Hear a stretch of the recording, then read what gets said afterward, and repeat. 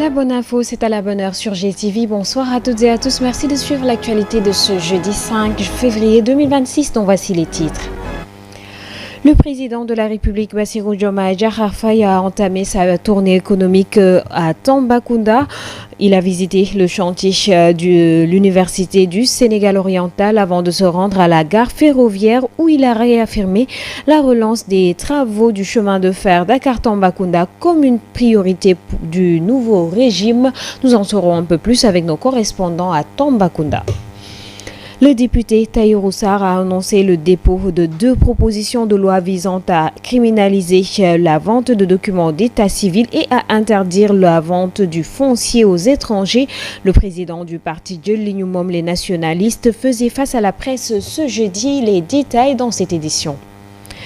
Et puis la décision d'interdire la vente d'oiseaux en cage prise par la police nationale sur instruction du ministre de l'Intérieur et de la Sécurité publique suscite de vives réactions et divise l'opinion.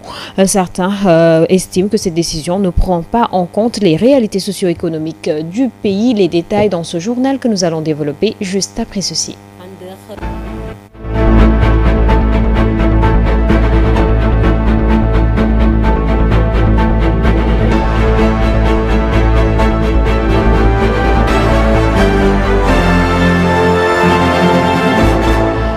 Bonsoir et merci de suivre l'actualité sur GTV. Le président de la République, Bassirou Diomaye Diakhar Faye, a entamé sa tournée économique dans la région de Tambacounda. Dès son arrivée, le chef de l'État a tenu une visite de chantier au niveau de l'Université du Sénégal oriental en présence du ministre de l'Enseignement supérieur, de la Recherche et de l'Innovation, Dr Daouda Ngom. Le chef de l'État a salué la future synergie entre les formations de l'Université du Sénégal oriental et le riche potentiel minier du Sud-Est. Ceci, selon lui, met en avant l'intégration entre la théorie et la pratique via les incubateurs universitaires. Les détails avec Aïssatou Ba. Pour le chaleureux accueil qui m'a été réservé ainsi qu'à la délégation qui m'a accompagné. L'université qui, comme nous le savons, est une université particulièrement importante dans le maillage du territoire national pour cette partie du territoire, mais surtout au regard de la mise en valeur du potentiel qui se trouve dans cette région. Je me réjouis particulièrement d'entendre le recteur, que je salue au passage et félicite, élaborer ou établir cette connexion entre les formations qui seront déployées ici et le potentiel minier et géologique de cette région. Et surtout cette intégration entre la formation théorique et la pratique, notamment à travers les incubateurs qui sont prévus pour la phase d'extension de l'université. Je suis heureux aussi de constater que l'entreprise déploie les moyens qu'il faut et pour cela il faut les féliciter et les encourager. La pression, je vois qu'elle est mise sur l'entreprise, les ouvriers et l'ensemble des parties prenantes par le ministre des Infrastructures et son collègue de l'enseignement supérieur, de la recherche et de l'innovation. Mais nous saluons ce que nous avons vu ici et c'est sur cette dynamique-là qu'il faut continuer, maintenir le rythme, au besoin accélérer la cadence, étant entendu que l'État accompagnera bien évidemment sur tous les plans pour permettre que l'entreprise soit dans les conditions optimales de délivrer à la date qui est convenue, à savoir la date rapprochée d'octobre 2026 pour correspondre à la rentrée scolaire, à la rentrée universitaire. Nous restons à Tambacounda avec le chef de l'État qui s'est également rendu à la gare ferroviaire où il a indiqué que la reprise des travaux du chemin de fer Dakar-Tamba fait partie des priorités de son régime. Des instructions ont été données aux différents ministres de ce secteur pour l'effectivité de la relance des activités ferroviaires. Suivons les propos du président de la République au micro de nos correspondants à Tambacounda, Amadou Diallo. De faire l'évaluation des projets dans le secteur du ferroviaire, mais surtout de travailler à éponger le passif social des générations de cheminots qui sont là et qui réclament une certaine prise en charge de leurs droits depuis des décennies, ce qui va se faire dans les prochains mois de cette année. Cette visite démontre, s'il en était encore besoin, notre attachement à la relance de l'activité ferroviaire et sur le corridor Dakar-Bamako. Deux routes qui sont éprouvées et dont le coût d'entretien est particulièrement élevé, mais surtout d'opportunités d'activité économique pour les localités qui sont traversées par le chemin de fer comme on l'a connu au moment de l'essor de cette activité dans ce pays. C'est sur cette voie dont il ne fallait jamais sortir que nous sommes aujourd'hui.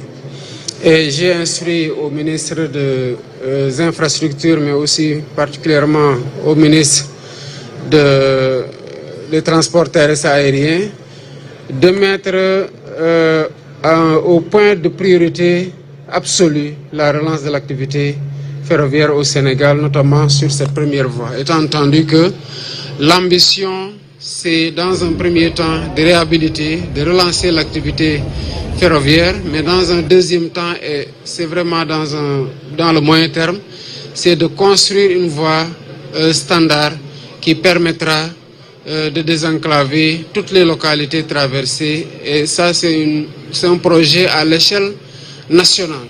Et nous fermons ce chapitre consacré à la tournée économique du président de la République pour parler du président du parti Jël Li Ñu Moom les nationalistes, Tahirou Sarr, qui faisait face à la presse ce jeudi pour parler de deux propositions de loi qu'il a soumises à l'Assemblée nationale. Il s'agit de la loi criminalisant la vente de documents afférents à l'état civil et celle portant interdiction de la vente du foncier aux étrangers. Le compte rendu est signé Amsatou Gano et Boubacar Diagne. Le leader du parti Jël Li Ñu Moom les nationalistes, Tahirou Sarr, a révélé en conférence de presse avoir déposé deux propositions de loi sur la table de l'Assemblée nationale, notamment la proposition de loi criminalisant la vente des documents de l'état civil et celle interdisant la vente du foncier aux étrangers. On a déposé deux propositions de loi sur la table de l'Assemblée nationale pour la criminalisation de la vente de documents d'état civil, car ce n'est pas normal. Il y a beaucoup d'étrangers qui détiennent en leur possession des papiers sénégalais, alors qu'ils ne sont pas nés ici. Même dans des pays comme l'Asie ou l'Europe, on voit des gens qui ne sont pas de notre pays avoir des passeports sénégalais. L'autre point concerne la vente ou l'achat de fonciers par des étrangers qui accaparent nos héritages pour en faire des cités. C'est ce que font les Guinéens et l'État est au courant, mais n'agit pas. La vente et la falsification de documents d'état civil au Sénégal constituent un problème majeur impliquant souvent des agents municipaux complices qui monnaient des extraits de naissance ou CENI à des étrangers. Pour Mme Diouf, présidente des cadres du parti Les Nationalistes, est largement revenue sur la présentation de cette proposition de loi. Vente de l'état civil qualifié de crime sous des qui koy def. Le premier article concerne la définition, c'est les modalités d'achat ou de vente des documents d'état civil. Le second article tourne autour de l'incrimination, car la vente des documents d'état civil est qualifiée de crime si celui qui le fait est un officier dans l'état civil ou un agent de la fonction publique. Et pour le troisième article, il met en évidence les peines applicables dans ce cas de figure. La mise en cause peut encourir de 5 à 10 ans de prison et une amende de 5 à 10 millions de francs CFA. Selon Abdoulaye Pouy, premier vice-président du mouvement des enseignants du parti, il est impossible que des étrangers puissent acquérir ou vendre des terres, car pour lui, le foncier doit revenir aux générations futures. Chaque 30 ans, la population sénégalaise double, c'est-à-dire qu'en 2053, nous serons 36 millions d'habitants et les besoins en terres s'accentueront. C'est pourquoi nous devons protéger nos terres pour notre sécurité et afin que les Sénégalais puissent avoir chacun un logement ou encore des espaces dédiés à l'agriculture. La société coopérative intervillageois des producteurs agricoles de l'arrondissement de Ngotch, affiliée au Conseil national de concertation et de coopération des ruraux, a tenu son assemblée générale annuelle ce mercredi à Ndiobène-Gandiaye dans le département de Kaolack. Une occasion pour son président Sidi Ba de rappeler à l'État ses promesses tenues pour une bonne campagne de commercialisation de l'arachide. Je vous propose de l'écouter. Avec l'État qui était représenté par M. le sous-préfet que nous saluons au passage, avec nos amis de la DRDR qui sont nos patrons, avec qui nous travaillons de manière très serrée et très assidue et qui nous associent à toutes les rencontres organisées au niveau de la région de Kaolack. Et nous apportons la réflexion et nous apportons la touche d'acteurs de développement que nous avons. Le flair de ce truc-là, on leur fait cas de nos contributions, de nos préoccupations et qui sont pris en compte à 100%, honnêtement. À chaque fois qu'ils nous sollicitent et qu'on leur dise ce que les paysans veulent, ils le font. Que ce soit sur le plan des semences, que ce soit sur le plan de la mise en place des intrants organiques comme des intrants chimiques, et des semences aussi idem. Et vous rentrez dans le magasin, vous allez voir tout ce qui est là-bas, c'est l'État, c'est l'accompagnement de l'État à travers ces structures que sont la DRDR, que sont les sous-préfectures, que sont les CPDT, que sont les projets et programmes, les grands projets et programmes de l'État qu'on déroule au niveau de la région. Je peux parler de l'ANCAR, je peux parler du Proval CV, je peux parler de la FNDAPS, je peux parler d'Agri-Jeunes qui devaient être là, mais malheureusement, ils n'étaient pas là. Et du PAM aussi, qui est une structure qui est là, une structure internationale qui accompagne les jeunes dans l'entrepreneuriat au niveau local. Et là, c'est des choses que nous avons saluées, c'est des choses que avec qui nous avons travaillé l'année dernière et nous continuons aussi à travailler dans ce sens pour l'année à venir. Et là, je pense que si vous consultez un peu le plan d'action que la coopérative a à faire pour l'année 2026, nous nous inscrivons dans la continuité, toujours dans le souci de transparence et de rigueur pour que ce que les gens ont eu à connaître de par le passé, les coopératives, que la nôtre ne fonctionne pas ainsi. Parlons à présent de l'arrivée officielle de Starlink au Sénégal en février 2026, confirmant ainsi son autorisation légale pour fournir Internet par satellite et qui est fortement fustigé par le syndicat des travailleurs de la Sonatel. Mohamedou Lamine Badji, secrétaire général des travailleurs de la Sonatel, dénonce un manque de transparence et s'inquiète des conditions d'attribution de la licence à la firme d'Elon Musk qui pose un problème de souveraineté numérique. Écoutons ses propos. Il a été joint au téléphone par Mansour Djassé. L'impact pour le pays, c'est un impact de sécurité et de souveraineté aussi numériquement. Souveraineté numérique, c'est souveraineté nationale en réalité. Mais au-delà de cela, cela pose évidemment, comme nous l'avons dit dans nos postes, un problème de transparence pour un État qui s'est réclamé être dans le Djubdjubol Djubanti. Alors, la base d'un Djubdjubol Djubanti, c'est d'être transparent. L'État du Sénégal ne devrait pas cacher aux Sénégalais dans quelles conditions ils nous ont amené Starlink. L'État ne doit pas cacher aux Sénégalais quelle est la condition financière qui a cette autorisation ou à cette licence. Il est évident que pour les opérateurs, tout le monde connaît les montants qu'ils payent pour avoir une licence. La dernière licence en date, c'est la licence 5G, où Sonatel a casqué 34,5 milliards. Et cet argent-là n'est pas allé dans les postes de travail, c'est allé dans les caisses de l'État pour construire des hôpitaux, pour l'éducation et pour autres domaines de souveraineté. Elon Musk, son patrimoine peut payer 19 fois la dette du Sénégal, 19 fois. Et il ne vient pas pour aider le pays, il vient pour faire des affaires. Comment cette personne-là peut venir s'installer et qu'on ne nous dise pas combien il doit aux Sénégalais et combien il a payé? Ça, c'est le premier élément. Le deuxième élément, c'est évidemment la question de la souveraineté.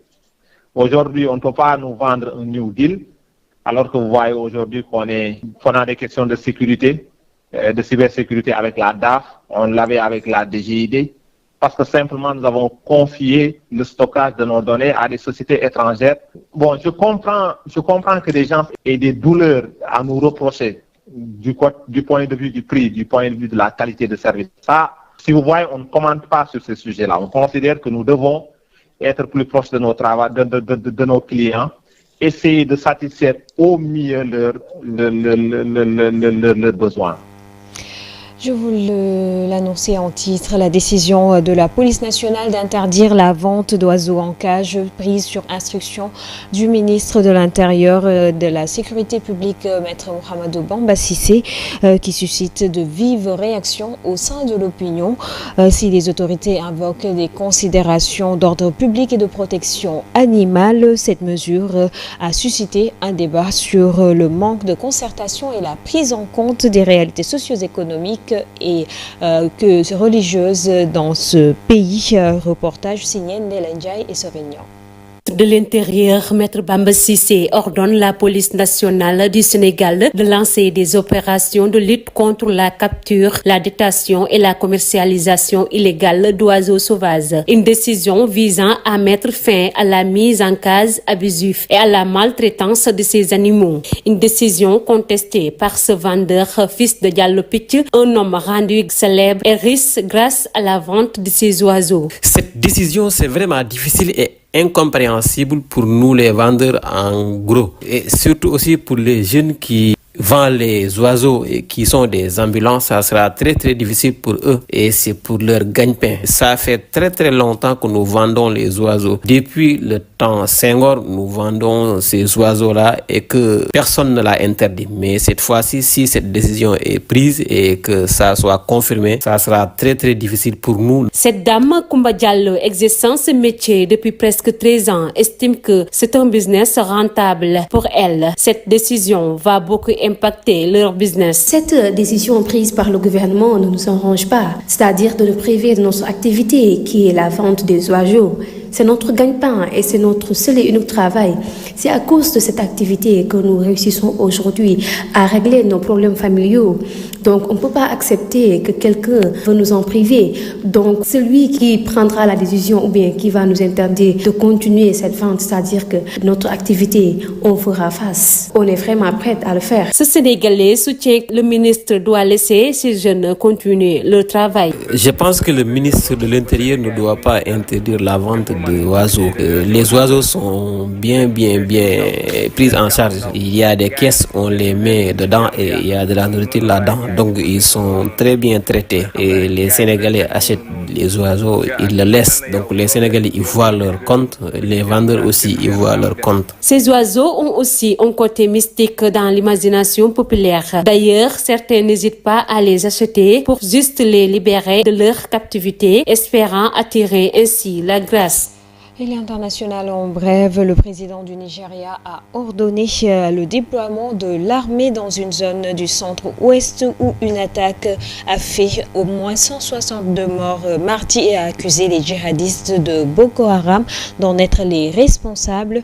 L'opération nommée Savannah Shields aura pour but de mettre hors d'état de nuire les terroristes et de protéger les communautés sans défense.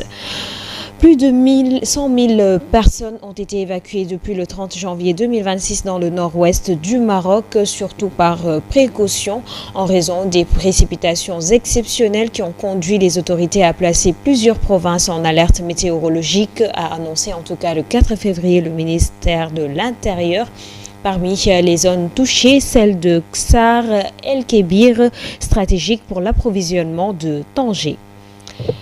Et nous parlons à présent de sport, lutte avec frappe. Malgré les initiatives prises par l'État pour encadrer et sécuriser la lutte sénégalaise, les violences continuent de ternir l'image de ce sport national. Face à la recrudescence des incidents, la Fédération sénégalaise de lutte a décidé de suspendre les open press et les face-à-face. C'est une mesure qui divise les acteurs du milieu que nous pouvons suivre dans ce reportage signé Abdoulaye J. et Savignon.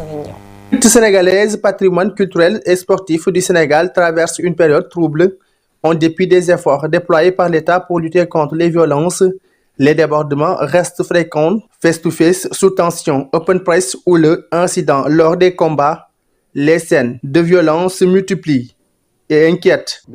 Les lutteurs doivent d'abord revoir leur comportement ainsi que leur prise de parole lors des face-à-face ou des open press. Cependant, si à chaque fois nous notons des scènes de violence dans ces face-à-face ou open press, un moment donné, nous risquons de perdre ce cher sport qui est la lutte. Pour moi, ces scènes de violence ne font que reculer la lutte.